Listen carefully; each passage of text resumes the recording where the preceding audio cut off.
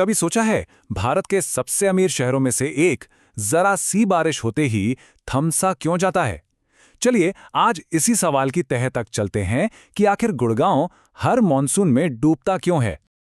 ये सिर्फ एक लाइन नहीं है, बल्कि मिलेनियम सिटी में रहने वाले उन लाखों लोगों की असली हताशा है जो हर साल इसी कड़वे सच का सामना करते हैं। और यहीं पर गुड़गांव की सबसे बड़ी अजीब सी पहेली सामने आती है। एक तरफ तो आसमान छूती इमारतें और करोड़ों के फ्लैट्स हैं, और दूसरी तरफ ऐसी सड़कें जिनकी कीमत शायद कुछ रुपयों की भी नहीं। आखिर ये इतना बड़ा विरोधाभास क्यों है? देखिए, इस क्यों का जवाब अकेले गुड़गांव में नहीं मिलेगा। जवाब मिलता है जब हम इसकी तुलना इसके पड़ोसी शहर नोएडा से करते हैं। तो चलिए शुरू करते हैं इस कहानी को, जिसे अक्सर द एक्सीडेंटल सिटी यानी गुड़गांव कहा जाता है। तो गुड़गांव की जो ये बाढ़ की समस्या है ना, इसकी जड़ में कोई एक वजह नहीं बल्कि दो बहुत बड़ी खामियां हैं। पहली है इसका भूगोल यानी इसकी बनावट, और दूसरी इसका शासन यानी गवर्नेंस। अच्छा, सबसे पहली और सबसे बड़ी खामी है इसका भूगोल। इसे समझने के लिए एक टर्म है बाथटब इफेक्ट।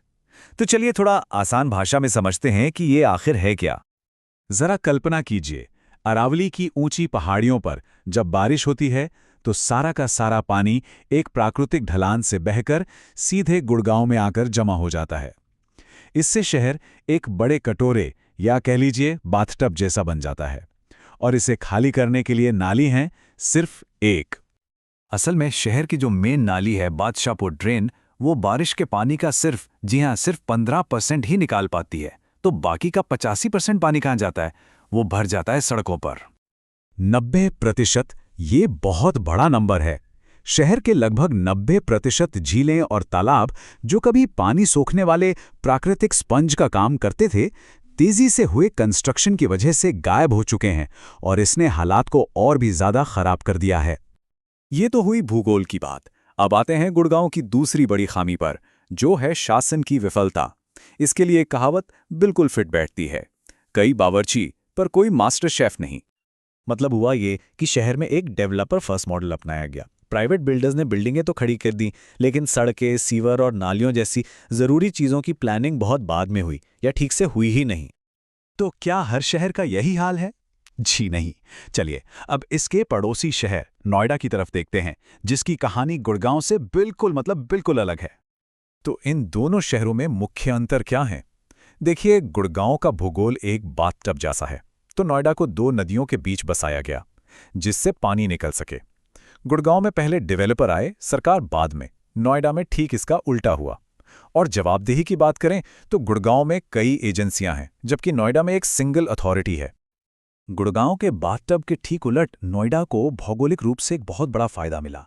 ये शहर यमुना और हिंडन, इन दो नदियों के बीच बसा है, जिससे बारिश के पानी को निकलने के लिए एक नहीं बल्कि दो रास्ते मिल जाते हैं। नोएडा के विकास का तरीका बड़ा सीधा और लॉजिकल था। यहां सरकार ने बड़े बड़े कंस्ट्रक्शन प्रोजेक्ट शुरू होने से पहले ही पूरा इंफ्रास्ट्रक्चर, सड़कें, नालियां, सीवर, सब कुछ तैयार कर दिया था। तो इससे एक बात तो बिल्कुल साफ हो जाती है, गुड़गांव की ये जो समस्याएं हैं, ये कुदरती नहीं बल्कि इंसानों की बनाई हुई हैं। और अगर ये बनाई गई हैं तो इसका मतलब है कि इन्हें ठीक भी किया जा सकता है।